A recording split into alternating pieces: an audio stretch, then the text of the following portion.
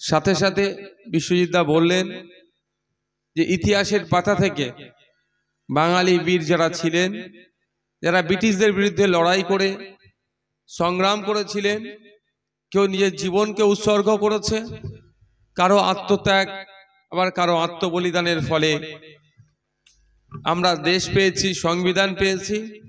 কিন্তু দুঃখের বিষয়, যারা আন্দোলন করলেন, যে সময় কোনো ইন্টারনেট ছিল না, যোগাযোগ ব্যবস্থা এত উন্নত ছিল না, ফোনেরও এত ছিল না, সেই সময়ে হাফেজ মীর নিসার আলী প্রায় ৮০,০০০ কৃষককে একত্রিত করে জমিদার তথা যারা শোষণ করত কৃষকদেরকে, এই ব্রিটিশদের সহযোগিতা নিয়ে যারা কৃষকদের উপরে দমন পীড়ন করত, অত্যাচার করত, তাদের বিরুদ্ধে সেই ডেটে ৮০,০০০-এর কাছাকাছি কৃষকদেরকে নিয়ে বিদ্রোহ করেছিলেন, আন্দোলন করেছিলেন জমিদার তথা ব্রিটিশদের বিরুদ্ধে। ব্রিটিশদের অত্যাধুনিক অস্ত্রশস্ত্রের কাছে পরাজয় স্বীকার করেছে, শহীদ হয়েছেন দেশের জন্য। কিন্তু দুঃখের বিষয়, ক্রমশ ইতিহাসের পাতা থেকে মীর নিসার আলীকে ছেঁটে দেওয়া হচ্ছে। মমতা ব্যানার্জি রেলমন্ত্রী থাকাকালীন রাজ্যের বিভিন্ন স্টেশনের নাম বিভিন্ন মনীষীদের নামে তিনি করেছিলেন, এখনো হচ্ছে। প্রত্যেক ওই কাজকে আমরা সাধুবাদ জানাই, আমরা ধন্যবাদ জানাই। কিন্তু এটাও সাথে সাথে আপনাদের জেনে রাখা দরকার, ঠিক কি কারণে কলকাতাতে এয়ারপোর্ট নিউ গড়িয়া একটা রেল লাইন হচ্ছে, মেট্রো রেলের কাজ চলছে। মেট্রো রেল কর্তৃপক্ষ ঠিক সল্টলেকের কাছাকাছি সম্ভবত সিটি সেন্টার 2 যেটা আছে বর্তমানে, ওখানে মেট্রো রেলের একটা প্ল্যাটফর্ম করেছে, স্টপেজ দিয়েছে। মেট্রো রেল কর্তৃপক্ষ এই মহান স্বাধীনতা সংগ্রামী কৃষক আন্দোলনের একটা প্রথম শ্রেণীর নেতা, যার আন্দোলনের ফলে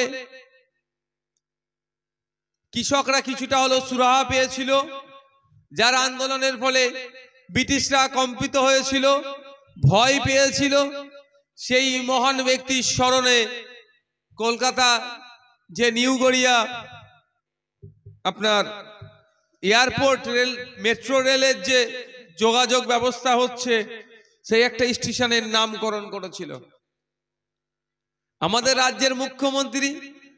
জানি না কি কারণে, আমি আবারও রিপিট করছি, ভিতরে কি কারণ আছে জানি না, সেই নামটাকেও কিন্তু খারিজ করেছে। অর্থাৎ স্বাধীনতা সংগ্রামী হাফেজ বীর নিসার আলী সাহেবের নামে কলকাতাতে যে মেট্রো রেলের একটা স্টেশনের নামকরণ হচ্ছিল, আমাদের রাজ্য সরকার সেটাকে বাতিল করে দিয়েছে। সেটাকে বাতিল করে যদি অন্য কোনো আরো মহান নাম ব্যক্তির নামে হতো, সেখানে হয়তো তর্ক বিতর্কটা সেই অর্থে করা যেত না। কিন্তু আমরা কি দেখলাম, নামটা বাতিল করে দিয়ে লোকাল জায়গার নাম বা সম্ভবত সিটি সেন্টার 2 বা এই ধরনের কোনো নাম দিয়েছে। আমরা দেখতে পাচ্ছি স্টেশনগুলোর এলাকার নামের পরিবর্তে যারা মহান ব্যক্তি তাদের নামে করছে, আর এক মহান ব্যক্তির নামকরণের জন্য মেট্রো রেল কর্তৃপক্ষ প্রস্তাব দিল।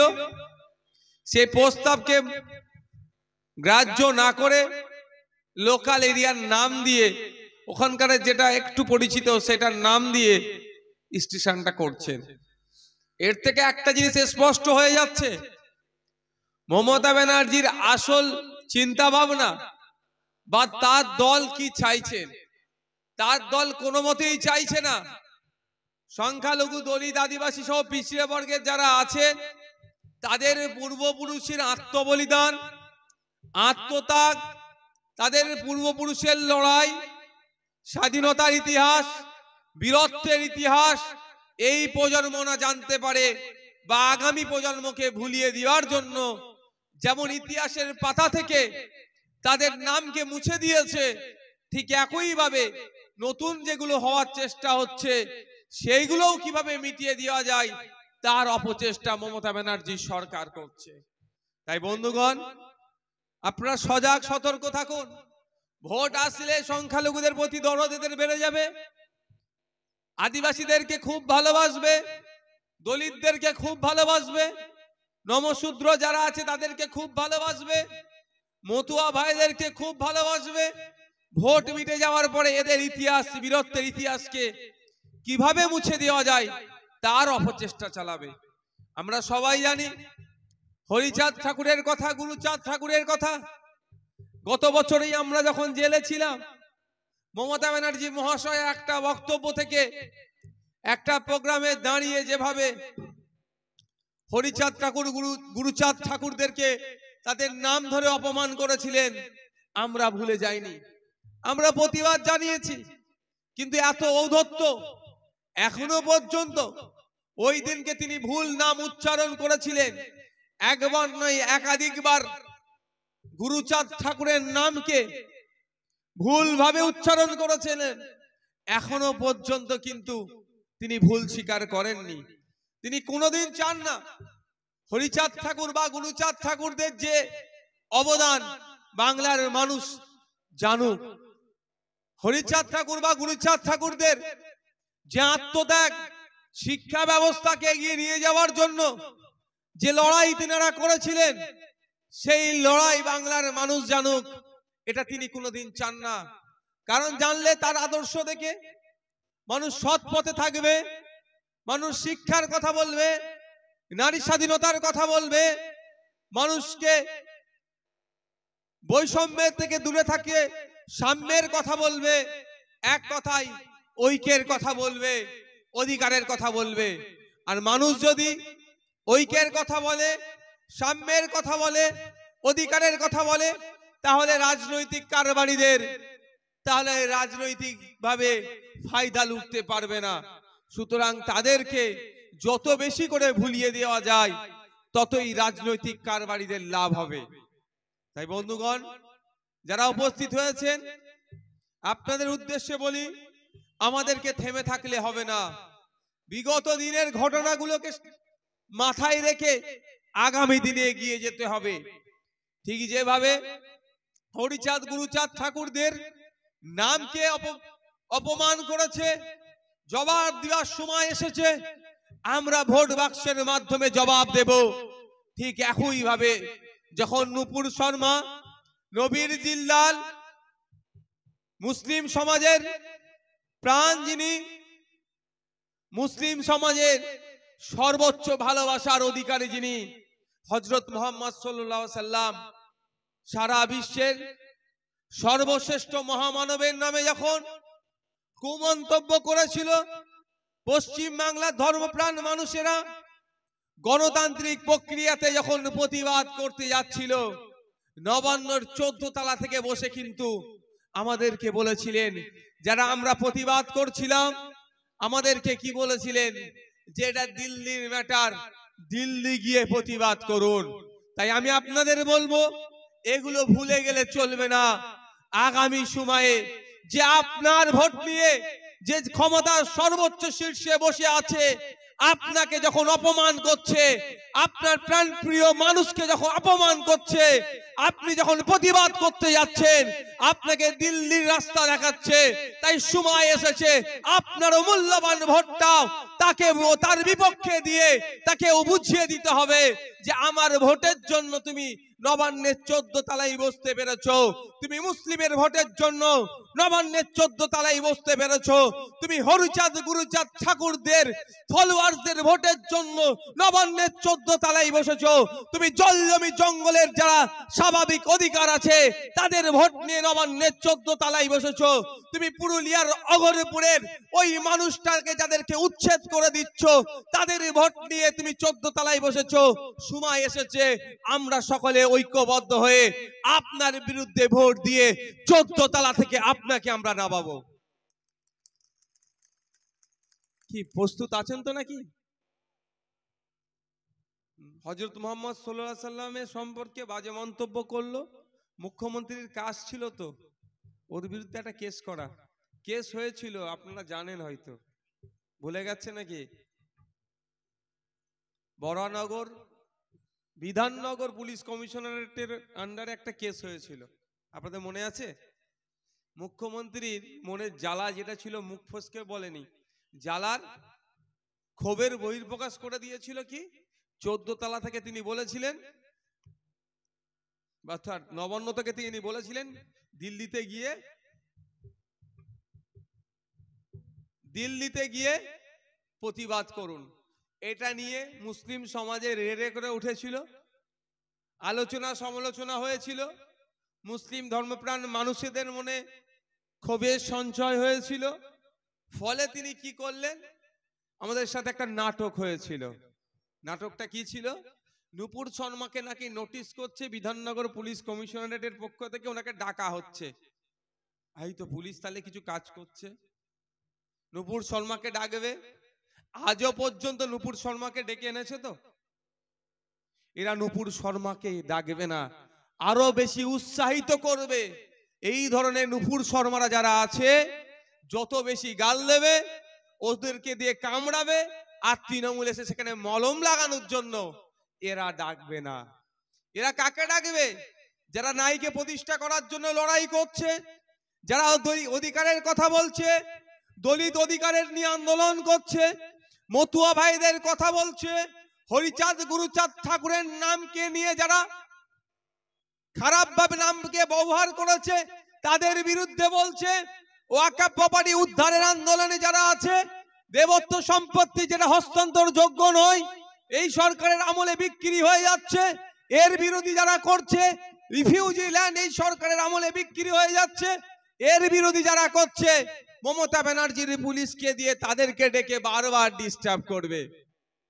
যে বসিরহাটে দাঁড়িয়ে বলবে বুক দেখে গুলি করো, তাকে ডিস্টার্ব করবে না, তার প্রোগ্রামকেও ডিস্টার্ব করবে না। আরো বেশি করে ভালো করে যাতে প্রোগ্রাম হয় তার দেখভাল মমতা ব্যানার্জি করে দেয়। কিন্তু যে গুলি করবে বললো তার বিরুদ্ধে আইনত ব্যবস্থা নেয় না। কারণ এরা জানে যত ভয় দেখাতে পারবো তত ভোটটা সুরক্ষিত থাকবে। যত বিজেপিকে দিয়ে সিএর কথা বলবো তত মমতা ব্যানার্জির ভোট পকেটে থাকবে। তাই এরা কোনোদিনের জন্য ওদেরকে নোটিশ করে ডাকবে না। কিন্তু কি হবে, নওশাদ সিদ্দিকীর গাড়িতে অন্য একজনের গাড়ি এসে চেপে অ্যাক্সিডেন্ট করে বিপদ ঘটাতে পারত। আমার গাড়ির ড্রাইভারের বুদ্ধিমত্তার জন্য সে গাড়িটাকে কন্ট্রোল করে নিয়েছিল। নোটিশ কাকে পাঠাচ্ছে? নওশাদ সিদ্দিকীর গাড়ির ড্রাইভারকে পাঠাচ্ছে, নওশাদ সিদ্দিকীকে পাঠাচ্ছে, থানায় ডেকে বসিয়ে রাখছে। কারণটা কি? আমিও তো কেস করেছিলাম, যেমন আমার নামে কেস করেছে, আমিও কেস করেছিলাম। আমাকে যেভাবে সাইড চেপে কলকাতার মেট্রো রেলের পিলারের সাথে সাঁটিয়ে দিয়েছিল, আমার গাড়ির ড্রাইভার যদি বুদ্ধিমত্তার পরিচয় না দিতেন হয়তো বড় দুর্ঘটনা ঘটতো। আমিও কেস করলাম, কিন্তু এখনো পর্যন্ত যাদের বিরুদ্ধে কেস করলাম কোনো কেস হলো না। ওই গাড়ি, যে গাড়ি আমাদেরকে অ্যাক্সিডেন্ট করতে যাচ্ছিল, যে গাড়ি আমাদেরকে বারবার চাপছিল, সাইড চাপছিল, আমাদেরকে ডিস্টার্ব করছিল, সেই গাড়ির ড্রাইভার আমার গাড়ির ড্রাইভারের নামে করেছে, আমার নামেও করেনি। ভালো করে বুঝুন, আপনাদের বোঝার দরকার আছে। আমার নামেও করেনি, আমার গাড়ির ড্রাইভারের নামে করেছে। ওতে আমাকে ডেকে নিয়ে গিয়ে থানায় বসিয়ে রাখা হচ্ছে। এই মমতা ব্যানার্জির সরকার, তৃণমূলের সরকার কাদেরকে নেতা বলে চেনে চাই? এরা কোনোদিন সংখ্যালঘু শুধু নয়, দলিত আদিবাসী সহ পিছিয়ে বর্গের যারা আছে, শিক্ষিত ছেলে, আমি নিজেকে শিক্ষিত বলছি না, সামাজিক ছেলে যারা মানুষের কথা বলবে, তারা যদি ওঠে তাদেরকে এরা প্রশ্রয় দেয় না, সবসময় তাদেরকে ডিস্টার্ব করে, তাদেরকে বিভিন্নভাবে হ্যারেস করে তাদেরকে বসিয়ে দিতে চায়। মমতা ব্যানার্জি নেতা হিসাবে কাদেরকে দেখতে চায়? যে অধ্যাপিকাকে জগ ছুঁড়ে মারবে তাকে পঞ্চায়েত সমিতির সভাপতির পদ দেওয়া হবে, অর্থাৎ গিফট দেওয়া হচ্ছে। যে গণতন্ত্রকে হত্যা করবে, যাকে ন্যাশনাল হিউম্যান রাইটস কমিশন বলছে নোটোরিয়াস ক্রিমিনাল, তাকে রাজ্যের একটা বড় পদে বসিয়ে দেবে। যে ইডির মাথা ফাটাবে, সিআরপিএফ কে তাড়া কাটাবে, তাকে মমতা ব্যানার্জি বীর বলে আখ্যায়িত করছেন বা তার দল। বিভিন্ন সময় বিভিন্ন ভাবে শব্দের চয়নের ক্ষেত্রে এমন করছে তারা যেন বীর। যে গরু চুরি করেছে, গরু পাচার করেছে, কয়লা চুরি করেছে, বালি চুরি করেছে, চাকরি বিক্রি করেছে, এই তৃণমূল কংগ্রেসের নজরে তারা বীর। আর যারা মানুষের অধিকারের কথা বলে, জাত ধর্ম বর্ণ নির্বিশেষে মানুষ ক্ষুধার সংখ্যা বেড়ে যাচ্ছে, ক্ষুধার্তের সংখ্যা বেড়ে যাচ্ছে, রেশন ঠিকঠাক পাচ্ছে না, বাচ্চাদের মিড ডে মিলের রেশনও চুরি হচ্ছে, এর প্রতিবাদ যখন করছে যে 330 টাকা দিয়ে ফর্ম ফিল আপ করে যাতে চাকরি পায় তার ব্যবস্থা যাতে হয়, এই দাবি যারা তুলছে, সরকারি কর্মচারীদের ডিএর ব্যবস্থা করার কথা যারা বলছে, তাদেরকে বিভিন্নভাবে হ্যারেস করে, বিভিন্নভাবে কাউকে জেল খাটিয়ে, কাউকে পুলিশ দিয়ে বারবার ডাকিয়ে তাদেরকে ভয় দেখানোর চেষ্টা চলছে। তাই বন্ধুগণ, চোখ কান খুলে রাখতে হবে। আগামী দিন আসছে।